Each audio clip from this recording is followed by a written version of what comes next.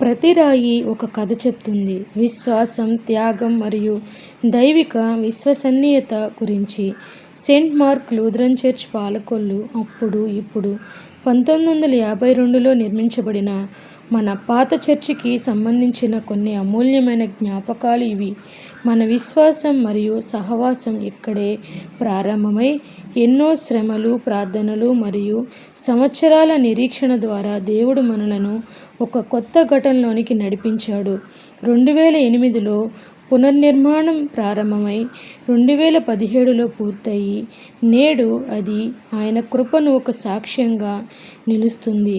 అసాధ్యంగా అనిపించినప్పుడు ప్రార్థించిన ప్రతి ప్రార్థన, చేసిన ప్రతి ప్రయత్నం మరియు నమ్మిన ప్రతి హృదయాన్ని గుర్తు చేసుకుంటూ ఈ అరుదైన ఫోటోలను ప్రేమతో మరియు కృతజ్ఞతతో పంచుకుంటున్నాము. దేవునికే మహిమ కలుగునుగాక. ఆయన ప్రజలకు నిరంతరం విశ్వాసపాత్రుడు. బ్రదర్ లిఖితపూడి మోహన్ గారు. ప్రైజ్ ద లార్డ్ అండి. Thank you so much.